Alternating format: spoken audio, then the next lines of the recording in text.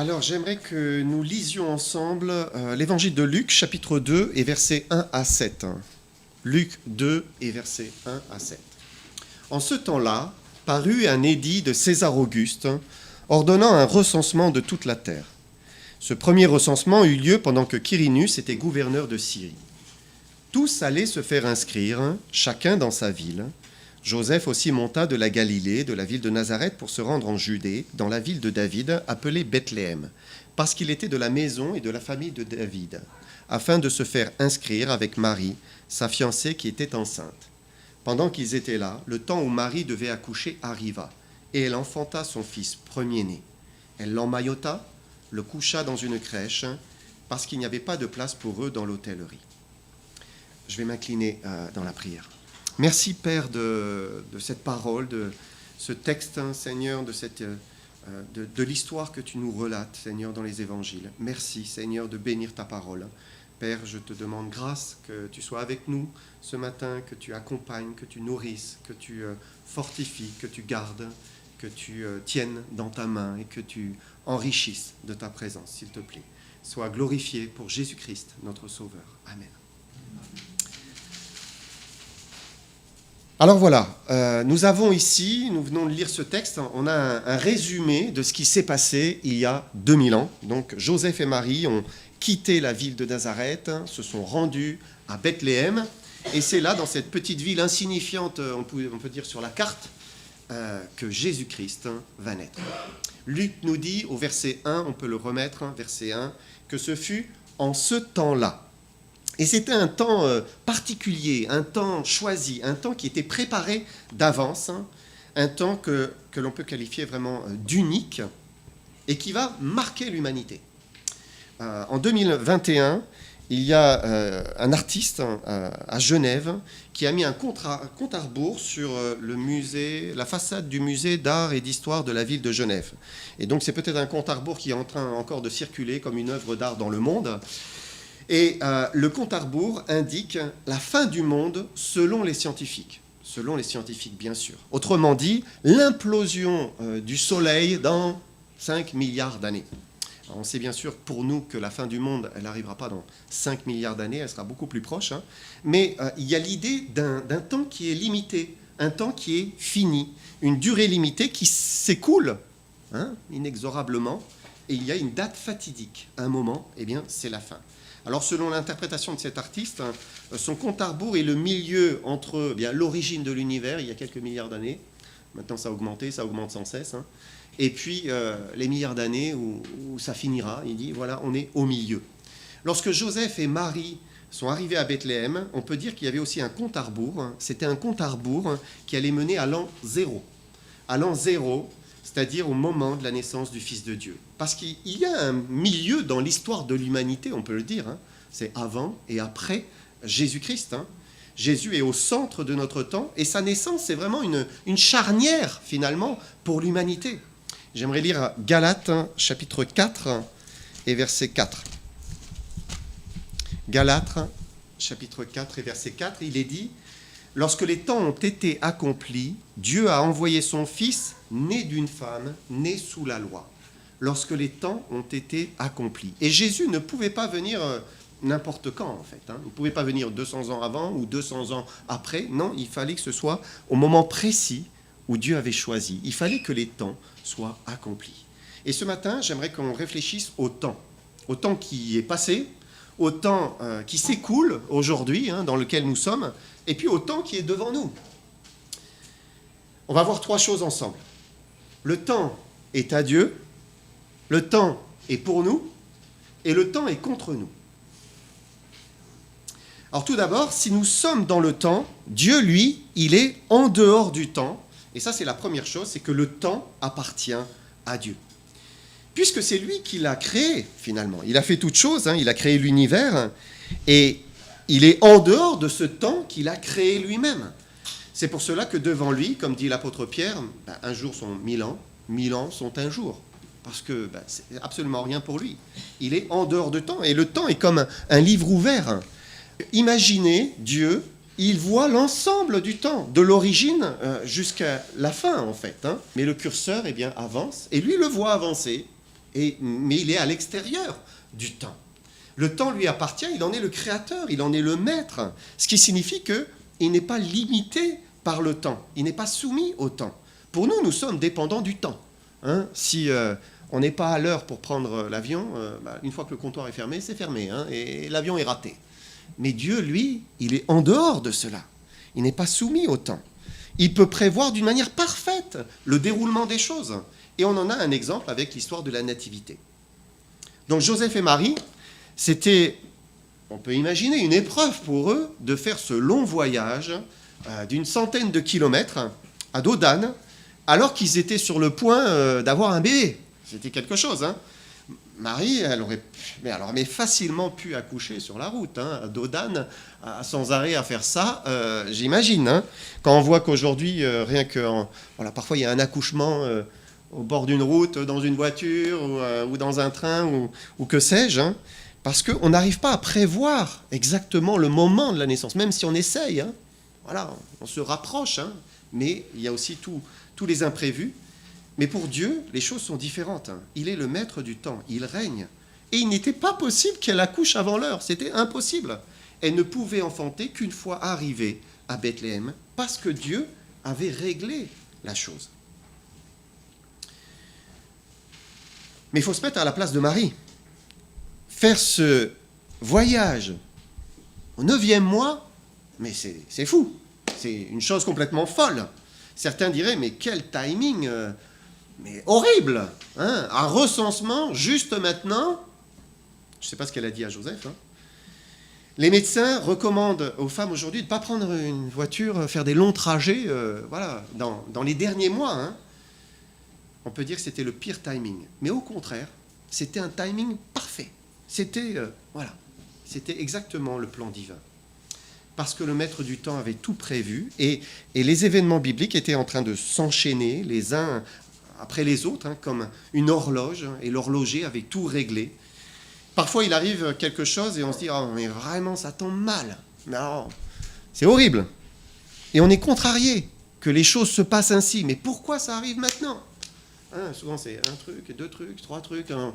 C'est une série. Hein, on se dit « Mais c'est horrible, c'est horrible. » Mais c'est oublier que Dieu règne. Il est le maître du temps. C'est lui qui gère ces choses. Hein. Il régnait hier. Et puis il règne toujours aujourd'hui. Et il règne sur nos journées, sur chacune de nos journées. Et Joseph et Marie sont arrivés exactement au moment où il fallait, eh bien, à l'étable. Hein. C'était le meilleur moment, on ne pouvait pas faire mieux. Et on doit être convaincu que Dieu est toujours à l'heure. Dieu est toujours à l'heure. Combien de fois on se dit qu'il est en retard ? Ah mince, mais pourquoi ça n'est pas arrivé là, c'est le bon moment, et puis ça n'arrive pas. Mais Dieu n'est jamais en retard. Par exemple, quand il est arrivé au puits de Sichar, vous vous souvenez, dans l'évangile de Jean, pour rencontrer la Samaritaine, il n'est pas arrivé essoufflé, et puis hop, il la voyait partir, c'était trop tard. Non. Il est arrivé, il s'est assis sur le puits, elle est sortie. C'était parfait. Quand il est arrivé encore sur les lieux du tombeau de Lazare, là encore, c'était parfait. Il a attendu spécialement 3 jours pour que, eh bien, il arrive au moment précis. Les disciples pensaient qu'il était en retard, mais non, lui, il était au bon moment pour faire éclater sa gloire. Et donc, Dieu est toujours à l'heure. Il n'est jamais en retard. Et c'est vrai aussi pour nous. C'est vrai pour nos vies, pour ce qu'il fait dans nos vies. Il faut avoir confiance dans son timing. C'est nous qui, malheureusement, souvent, nous sommes en retard. Hein. Et on court, hein, ou on roule trop vite. Hein, je me parle à moi-même, hein, parce qu'on est en retard. C'est certain. Pourquoi ? Peut-être qu'on n'a pas fait exactement ce que Dieu voulait qu'on fasse au moment où il voulait qu'on le fasse. Ou on a fait le jour même ce qu'on devait faire le lendemain aussi. Parfois, ça arrive. Hein. On veut aller plus vite que la musique. On veut prendre les devants alors que ce n'est pas le moment. Certains procrastinent. Voilà, ils remettent à demain, et puis après, forcément, il faut courir. Hein. Et puis il y en a d'autres, ils font le travail d'un mois en 5 jours. Et puis ils s'épuisent, ils se fatiguent.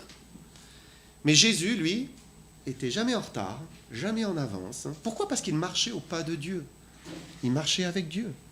Et donc il faisait exactement ce que Dieu attendait de lui, ni plus ni moins. Quand Marie et Joseph ont compris que la naissance était imminente, alors qu'ils n'avaient pas encore trouvé un lieu pour que Marie puisse enfanter, hein, peut-être ils se sont dit, oh là, pourvu que l'enfant n'arrive pas maintenant, pourvu que ça soit retardé. Et Jésus est arrivé au bon moment, exactement au bon moment. Et Dieu est toujours à l'heure, et il est aussi à l'heure dans nos vies, il faut le croire, hein, il faut avoir confiance en lui. Parfois on se dit, mais est-ce que Dieu ne voit pas la situation ? Est-ce qu'il n'est pas conscient que le temps passe, voilà, les mois peut-être passent, les années passent, et puis voilà, il y a quelque chose qui n'arrive pas, hein. Mais il en est conscient, il est le maître du temps. Et il règle chaque heure, chaque minute, chaque seconde même, parce que le temps lui appartient. Ensuite, deuxième chose, le temps, il est aussi pour nous. Il est pour nous. Le temps, c'est un cadeau que Dieu nous fait. C'est une grâce qu'il nous accorde. Au commencement, lorsque Dieu a créé les cieux et la terre, il est écrit en Genèse, chapitre 1, versets 14 et 15, il est dit, Dieu dit qu'il y ait des luminaires dans l'étendue du ciel pour séparer le jour d'avec la nuit, que ce soit des signes pour marquer les époques, les jours, les années, et qu'ils servent de luminaires dans l'étendue du ciel pour éclairer la terre, et cela fut ainsi. Donc Dieu a établi, il a mis des repères dans le ciel avec les astres, avec leur rotation, afin que nous puissions nous repérer dans le temps, qu'il y ait un temps. La rotation de la Terre nous a donné nos journées, voilà, l'alternance des nuits et des jours. Et c'est vraiment réglé comme du papier à musique. Hein, quand on voit les astronomes, là, ils s'émerveillent voilà, de voir le cycle. Et ils peuvent prévoir à l'avance toute chose, hein, parce que tout est réglé. L'univers entier est comme une horloge. Mais une horloge qui n'arrête pas de tourner, qui n'arrête pas. Et le temps n'est pas figé. Le temps avance. Continuellement, il avance. Je vous lis simplement Psaume 119, versets 3 à 7. Non, c'est Psaume 19, pardon, je me suis trompé. Psaume 19, versets 3 à 7. Le jour en instruit un autre jour. La nuit en donne connaissance à une autre nuit. Ce n'est pas un langage, ce ne sont pas des paroles dont le son ne soit point entendu. Leur retentissement parcourt toute la terre. Leurs accents vont aux extrémités du monde, où il a dressé une tente pour le soleil. Et le soleil, semblable à un époux qui sort de sa chambre, s'élance dans la carrière avec la joie d'un héros. Il se lève à une extrémité des cieux et achève sa course à l'autre extrémité. Et là, on voit vraiment voilà, ça tourne, c'est le cycle, hein, le temps qui avance, et Dieu a créé le temps pour nous. Il l'a fait pour nous, il nous y a placés, et on est un peu propriétaire de ce temps qu'il nous accorde. En fait, on a un capital temps. Nous avons notre capital temps. Par exemple, pour aujourd'hui, on sait, on a encore, si Dieu le veut, quelques heures devant nous. Voilà, encore 10-12 heures devant nous. Et on peut choisir ce que l'on va faire, comment on va se comporter. Voilà, on est libre en ce sens. Le temps est pour nous, Dieu nous le donne. Mais c'est aussi pour cela que Salomon, dans la Bible, nous a dit qu'il y a un temps pour tout. Et j'aimerais prendre ce passage dans Ecclésiaste, chapitre 3, versets 1 à 8. Ecclésiaste 3, versets 1 à 8. Il dit, il y a un temps pour tout. Un temps pour toute chose sous les cieux. Un temps pour naître et un temps pour mourir. Un temps pour planter et un temps pour arracher ce qui a été planté. Un temps pour tuer et un temps pour guérir. Un temps pour abattre et un temps pour bâtir. Un temps pour pleurer, un temps pour rire. Un temps pour se lamenter, un temps pour danser. Un temps pour lancer des pierres, un temps pour ramasser des pierres. Un temps pour embrasser, un temps pour s'éloigner des embrassements. Un temps pour chercher, un temps pour perdre. Un temps pour garder, un temps pour jeter. Un temps pour déchirer et un temps pour coudre. Un temps pour se taire et un temps pour parler. Un temps pour aimer, un temps pour haïr. Un temps pour la guerre, un temps pour la paix. Donc là, c'est le raisonnement d'un homme qui avait reçu une immense sagesse de la part de Dieu et qui a fait ses propres expériences dans tous les domaines de la vie. Et là, il écrit un peu un constat de la vie de l'homme sur Terre. Et sa conclusion, c'est qu'il y a vraiment un temps pour tout. Hein. Alors bien sûr, il y a des phrases qui peuvent interpeller, qui peuvent peut-être même choquer, hein. Mais nous sommes dans un monde pécheur. Hein. Il décrit eh bien, ce qui se passe autour de lui, ce qu'il a vu sous le soleil. Et il dit, voilà, ça c'est la réalité. Et c'est vrai qu'il y a un temps pour tout. C'est intéressant que Salomon commence avec le premier verset, il dit, il y a un temps pour naître et un temps pour mourir. Jésus est né, voilà, autour de l'an 0, pas exactement 0, hein, on sait que dans les dates, c'est pas exactement ça. Et il avait un capital temps, on le sait, puisque il avait un peu plus de 33 ans de vie sur terre, hein, et rien de plus. Dieu avait déterminé, voilà, c'est son temps. Et nous avons un capital temps, et ce n'est pas le même les uns et les autres. Hein. Certains ont beaucoup d'années, hein, voilà, dans l'Assemblée, certains ont passé 90 ans. Voilà, on peut tirer très loin si Dieu a décidé qu'il en soit ainsi, et puis d'autres vivront beaucoup moins. Ça sera beaucoup plus court, hein, parce qu'il y a un temps pour naître et il y a un temps pour mourir. Et c'est pour cela qu'il faut apprendre à bien user de ce capital temps qui nous est offert comme une grâce, comme un cadeau. L'Ecclésiaste commence par dire il y a un temps pour planter, il y a un temps pour arracher ce qui a été planté, un temps pour abattre, un temps pour bâtir. En fait, il traite ici des besoins inhérents de la vie. Il faut travailler, il faut gagner son pain, il faut se nourrir, il faut nourrir sa famille, il faut faire à manger, il faut faire le linge, faire ses courses, le ménage, se déplacer. Tout ça, ça prend une bonne partie de votre temps. Hein. Ça mange une partie de votre journée. Et on n'a pas vraiment le choix. En fait, c'est du temps obligé. Certains diront du temps contraint. Voilà, c'est obligatoire. En fait, on le sacrifiait parce qu'il faut bien cela pour vivre. C'est obligatoire. Ensuite, il y a tout un temps, c'est le sommeil. Là, pareil, hein, on ne peut pas en faire l'économie. Hein. Si on veut réussir à bien vivre ses journées, il faut aussi y consacrer une partie de son temps. Certains, c'est 8-9 heures, d'autres 6-7, hein, tant mieux pour eux. Hein. Ensuite, l'Ecclésiaste nous parle d'un temps pour pleurer, pour rire, un temps pour se lamenter, pour danser, pour embrasser, s'éloigner des embrassements, aimer. En fait, il y a ici les liens relationnels, en fait, hein, les uns avec les autres, hein, et c'est un besoin pour l'être humain. Nous avons besoin des autres. Même ceux qui aiment bien être solitaires, ils ont besoin des autres. Nous avons tous besoin des autres. On en a tous besoin pour grandir, pour mûrir, pour changer, pour progresser, pour évoluer. Et c'est pour cela que Dieu a établi des cellules, le couple, la famille, la société, l'Église. Dieu a établi l'Église comme étant un corps, le corps de Christ. Et nous avons besoin les uns des autres. Les autres ont besoin de nous, nous avons besoin d'eux. En fait, c'est aimer. Simplement aimer et être aimé. Et voilà, c'est échanger. Et c'est encore du temps que l'on donne, que l'on offre, que l'on alloue, que l'on consacre, que l'on donne avec joie aussi, parce que l'on aime. Quelle est la part du temps que je donne aux autres ?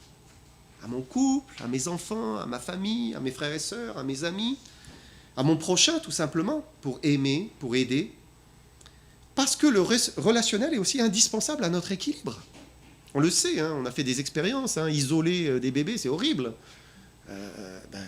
Ils meurent. Hein. L'homme est fait pour avoir des relations. Après, il y a un temps aussi que l'on consacre à soi. Un temps, aujourd'hui, on dirait un temps de loisir. Hein. Mais c'est un temps qui est aussi nécessaire. Pourquoi Dieu a dit il faut que tu te reposes le 7e jour ? Parce que tu ne peux pas travailler tout le temps et être tout le temps à 200 à l'heure. Ce n'est pas possible.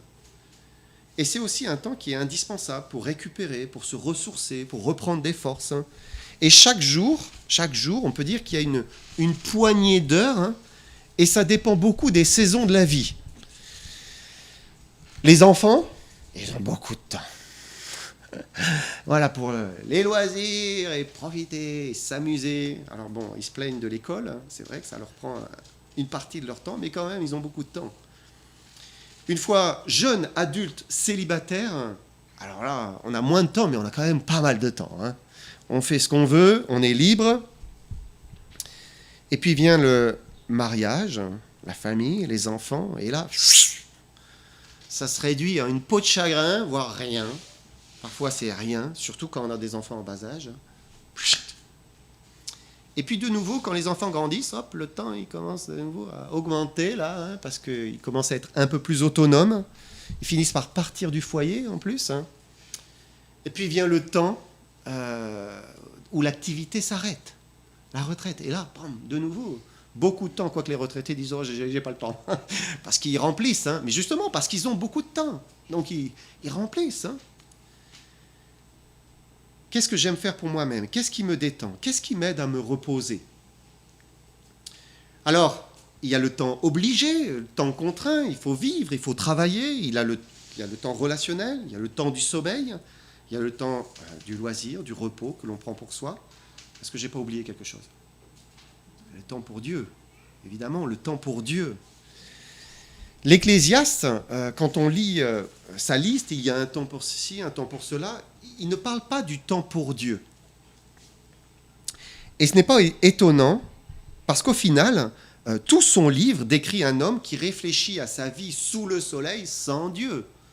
Voilà, il a fait des tas de choses, hein, et quand l'homme ne pense pas à Dieu, il réalise, voilà, il avance, hein, et il arrive à cette conclusion, vanité des vanités, tout est vanité.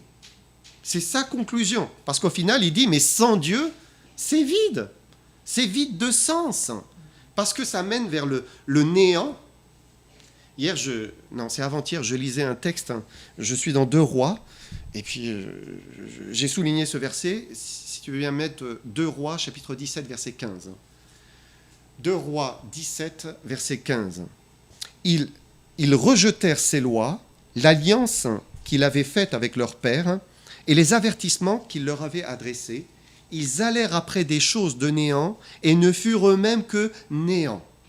Et après les nations qui les entouraient et que l'Éternel leur avait défendu dignité. Donc c'est Israël. Israël a rejeté les avertissements de Dieu, a rejeté les lois de Dieu, l'alliance, hein. Ils ont rejeté sa parole. Et le résultat, c'est qu'ils sont allés vers des choses de néant et ils sont devenus eux-mêmes néant, rien, vide. En fait, c'est la conclusion de l'Ecclésiaste. Vanité des vanités, tout est vanité. Parce que sans Dieu, la vie, elle mène vers la vanité, elle mène vers le néant, vers le vide. Hein. On peut vivre 60, 70, 80 ans et c'est le vide. Il n'y a rien, absolument rien. Et la vie est vide de sens si on ne se prépare pas à le rencontrer. Parce que c'est court, hein, une vie. C'est vraiment très court. Hein. Et plus on vieillit, plus on se dit, mais ça passe trop vite. Voilà, c'est absolument rien au regard de l'éternité. Et la vie est vide de sens si on ne se prépare pas à le rencontrer. Parce que c'est la fin de tout homme. Et d'ailleurs, l'Ecclésiaste, vous lisez son livre, quand vous arrivez au 12e chapitre, qu'est-ce qu'il dit? Ecclésiaste 12, verset 3. Et il dit, « Mais souviens-toi de ton Créateur pendant les jours de ta jeunesse, avant que les jours mauvais arrivent et que les années s'approchent où tu diras, je n'y prends point de plaisir. » Parce que je me suis tellement habitué à rejeter la pensée de Dieu qu'à la fin, j'ai même plus aucun désir et voilà, je n'y prends plus plaisir. Ecclésiaste 12, versets 15 et 16, ce sont les 2 derniers versets du livre de l'Ecclésiaste. Écoutons la fin du discours. Crains Dieu et observe ses commandements. C'est là ce que doit faire tout homme, car Dieu amènera toute œuvre en jugement au sujet de tout ce qui est caché, soit bien, soit mal. Et on ne peut pas faire autrement que de vivre, d'utiliser son temps pour vivre, pour travailler, pour s'occuper, ses relations, pour se détendre, pour dormir, hein. Mais on ne doit pas oublier d'y consacrer aussi du temps au Seigneur, de consacrer du temps aussi au Seigneur. Il ne faut pas oublier de le chercher, de le désirer, d'avoir envie de le connaître davantage, de s'approcher de lui, de le lire, de l'écouter, de lui parler, d'entretenir une relation avec lui. Dieu nous aime et il nous a invités à passer l'éternité dans sa présence. Est-ce que nous avons dit oui? Est-ce qu'on a dit, oui Seigneur, je veux vivre avec toi dans l'éternité? Et si on a dit oui, eh bien alors, il faut se préparer, quoi. Hein, parce qu'on va le rencontrer, on va être avec lui.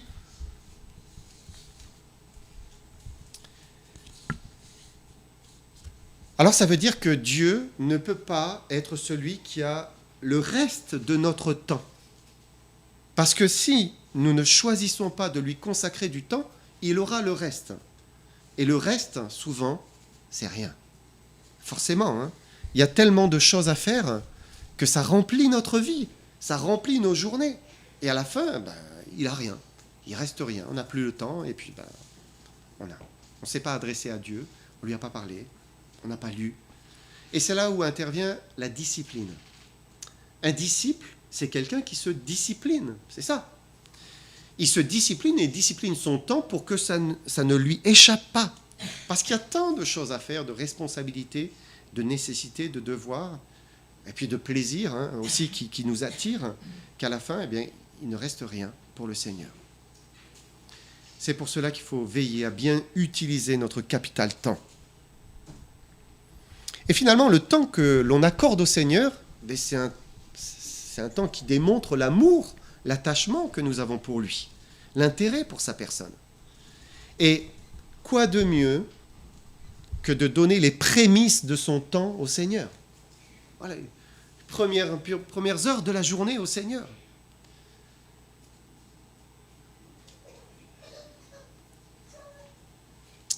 L'homme peut bien user de son temps, il peut vraiment construire sa vie, construire ses relations, son couple, sa famille, ou il peut mal user de son temps et même détruire finalement, détruire tout, hein, abattre, perdre, déchirer, haïr, comme dit l'Ecclésiaste. Et la vie est un trésor que l'on peut exploiter pour le meilleur ou malheureusement pour le pire. Et c'est pour cela que tout à l'heure, vous avez vu ce verset, on peut le remettre. Moïse a dit en priant, il a dit, psaume 90, verset 12, « Enseigne-nous à bien compter nos jours, afin que nous appliquions notre cœur à la sagesse. » Voilà, une prière, Seigneur, aide-moi à bien user de mon temps et que j'applique mon cœur à faire ce qui est sage. Parce que le temps est pour nous. Mais le temps est aussi contre nous. C'est la dernière chose qu'on peut voir ensemble, le temps est contre nous. Parce que nous ne sommes pas maîtres du temps, pas du tout. Alors, lorsque j'étais enfant, en fait, je ne sais pas si je l'ai rêvé ou si c'est réel. Parce que ça remonte tellement loin dans mes souvenirs d'enfance que j'ai un doute maintenant. Parce que j'ai cherché, je n'ai pas trouvé. En fait, j'avais le souvenir d'un feuilleton, peut-être c'est le feuilleton que je m'étais fait dans la tête, le personnage principal avait la capacité d'arrêter le temps. Il avait un bâton. Ça me rassurait que vous me disiez « Ouais, je l'ai vu ». Parce que peut-être vous ne l'avez pas vu, mais moi je l'ai vu. Donc, il avait un bâton, et il tournait le bâton, et tout se figeait. Le temps s'arrêtait. Quel bonheur! C'est du vrai bonheur, hein. Vous courez après le bus, hop, clac. Et puis, vous pouvez arriver tranquillement, hein. Vous avez commencé votre journée, vous dites, je vais arriver, tac. Et tout s'arrête, hein. Comme dans la Bible, hein, Dieu a arrêté le temps. Il a fait ce miracle incroyable, hein, arrêter l'univers qui tourne. Mais là, eh bien, imaginez si vous aviez ça. Mais c'est pas vrai. La vérité, c'est que le temps avance et on ne peut pas l'arrêter. Voilà. Et c'est contre nous. Si on ne fait pas ce que nous devons faire aujourd'hui, ben voilà, il faudra faire 2 journées demain. Et c'est un paradoxe, parce que aujourd'hui, on est dans une société qui a tellement évolué au niveau de la technologie, hein, on gagne du temps. On a gagné, mais c'est incroyable. Imaginez le temps passé à chasser, à pêcher, à planter, hein, pour pouvoir se nourrir. Le temps où il fallait battre le linge. Le temps où il fallait faire les courses tous les jours pour manger. Hein, ma grand-mère avait un cellier, hein, avec le sel pour garder la viande. Voilà, on ne pouvait pas conserver très longtemps la nourriture. Le temps où il fallait prendre une journée pour marcher plusieurs kilomètres pour aller quelque part. Notre vie moderne, mais nous a fait gagner énormément de temps. Hein, un temps qui est précieux. Et le paradoxe, hein, c'est qu'on a gagné du temps et on est en train de le gaspiller, en fait. On le dilapide. Par exemple, on va s'accorder un moment de récréation sur notre téléphone. Allez, 10 minutes. Puis d'un seul coup, on se réveille. 1h30, 2h. On est en train de, avancer. Hein. Et c'est bien de s'accorder une récréation. Mais là, en fait, le problème, c'est que nous n'en sommes pas maîtres. On devient des esclaves. Il y a un voleur de temps. Et notre génération moderne peut parfois brûler les meilleures années de sa vie. C'est les meilleures années. Les années les plus productives, hein, les années où il est possible de construire, d'entreprendre, d'édifier à la fois sa propre vie ou de bâtir hein, la vie des autres, vie de couple, sa famille, ses enfants. Et au lieu de cela, c'est volé par Insta, par Facebook, par TikTok, par Netflix. Et encore une fois, il n'est pas question de devenir des bourreaux de travail. Voilà. Mais le temps est aussi contre nous parce qu'il tourne. Et rien ne pourra l'arrêter. Le temps se perd et ne se rattrape pas. Jésus est né, il avait 33 ans devant lui. 33 ans pour devenir l'homme parfait que le Père voulait qu'il soit. Hein. 33 ans qu'il n'a pas laissé filer. Chacune de ces minutes, de ces heures, il les a utilisées avec intelligence. Il a appris un métier pour subvenir aux besoins de sa famille. Hein. Quand on y pense, hein, voilà, il était orphelin de son père adoptif, donc l'aîné, je veux croire qu'il a subvenu aux besoins de sa famille. Il n'a pas négligé ses responsabilités, il a développé ses relations avec son prochain et ses relations avec le Père, sa communion avec le Père. Il est devenu l'homme que nous connaissons. C'est-à-dire l'homme qui ne parlait pas de lui-même, mais qui disait les paroles qui venaient du Père.